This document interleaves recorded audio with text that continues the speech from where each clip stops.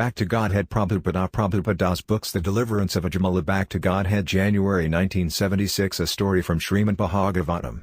Translation and commentary by His Divine Grace A.C. Bhaktivedanta Swami Prabhupada. There was once a young Brahmana named Ajamila, who was a reservoir of good character and conduct.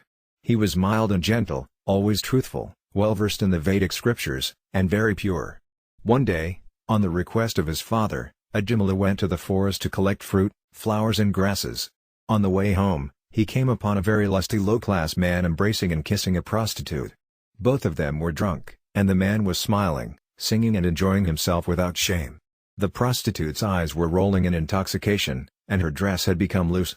When Ajamila saw her, the lusty desires in his heart awakened, and in illusion he fell under their control. Remembering the instructions of the scriptures, Ajamila tried not to gaze at the woman. He strained to control his lusty desires with the help of his knowledge and intellect, but he failed and as a result lost all his good sense. In the days that followed he always thought about the prostitute, and within a short time he took her as a servant in his house and abandoned all the Brahminical principles. Ajamila began spending the money he had inherited from his father on various gifts to satisfy the prostitute. He even abandoned his beautiful young wife, who came from a very respectable family. Thus Ajamila spent his long life irresponsibly breaking all the rules and regulations of the Holy Scriptures. He was unclean and addicted to forbidden activities. Living extravagantly, he maintained his family by harassing others, cheating, gambling and theft.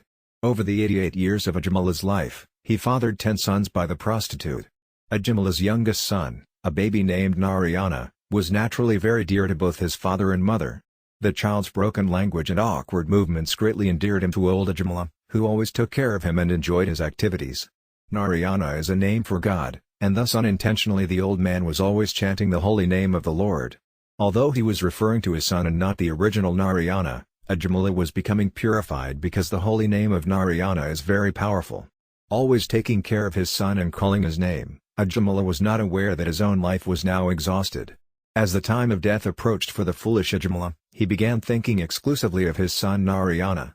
At the moment of death, Ajamila saw 3 awkward persons with deformed bodily features, fierce and twisted faces, and hair standing erect on their bodies.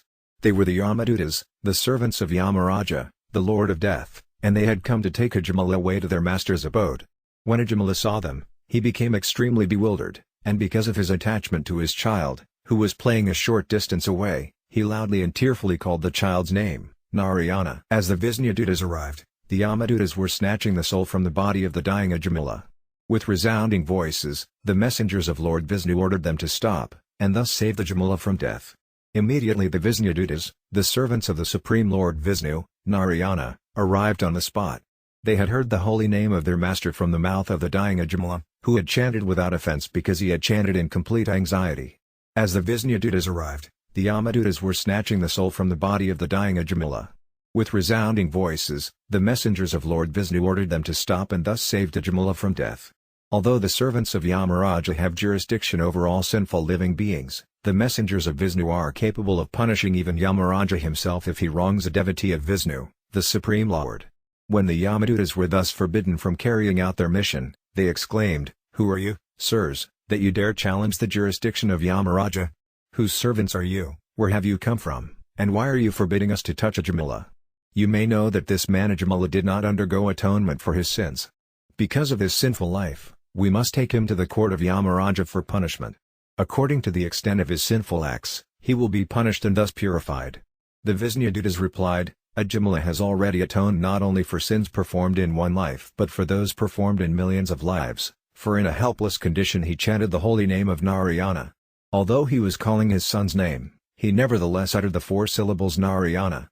Simply by chanting the name of Narayana in this way, he sufficiently atoned for the sinful reactions of millions of lives. Chanting the holy name of the Lord is the best process of atonement for a thief, for a drunkard, for one who betrays a friend or relative, for one who kills a brahmana, for one who indulges in sex with the wife of his guru or another superior, for one who murders women, the king or his father, for one who slaughters cows and for all other sinful men.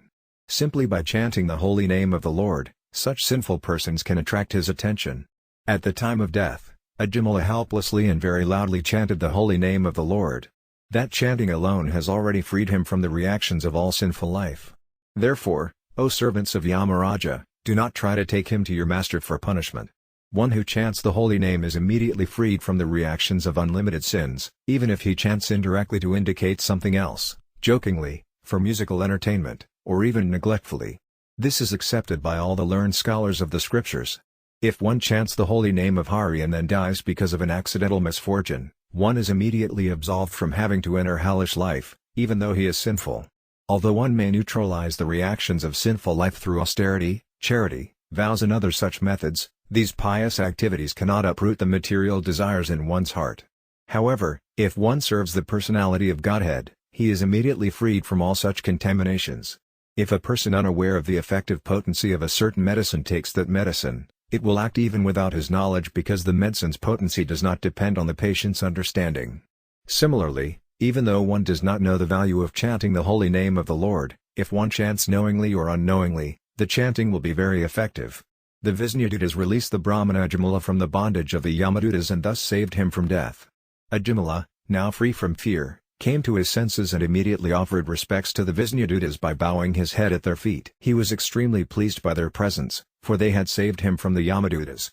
When the Visnadutas saw that Ajamila was attempting to say something, they suddenly disappeared.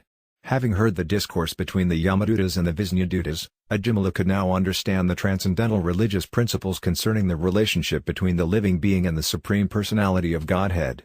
Furthermore, since Ajamila had heard their glorification of God, he was now a perfectly pure devotee and could thus remember all his past sinful activities, which he greatly regretted having performed.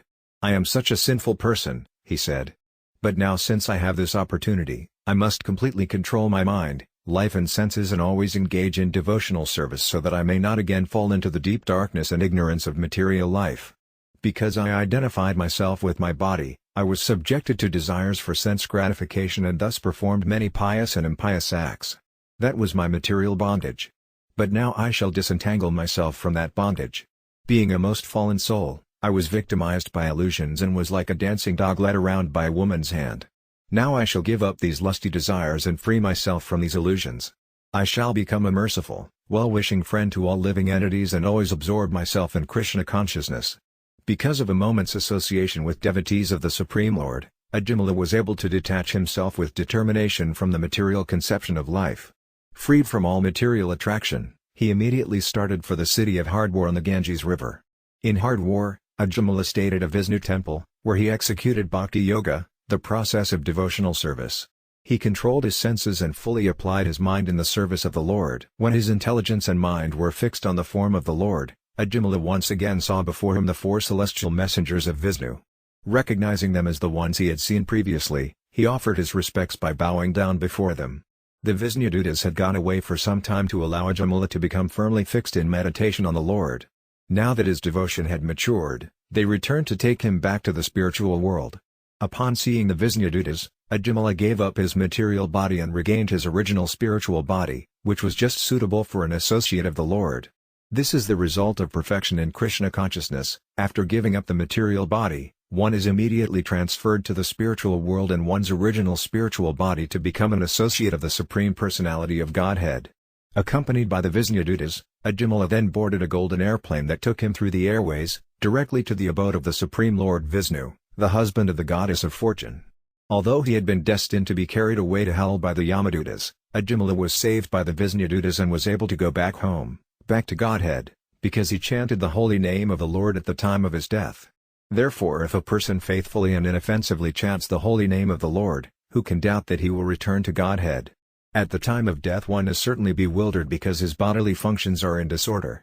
At that time, even one who throughout his life has practiced chanting the holy name of the Lord may not be able to chant the Hare Krishna mantra very distinctly. Nevertheless, such a person receives all the benefits of chanting the holy name. While the body is fit, therefore, we should chant the holy name of the Lord loudly and distinctly. If one does so, it is quite possible that even at the time of death he will be able to properly chant the holy name of the Lord with love and faith and return home, back to Godhead, without a doubt.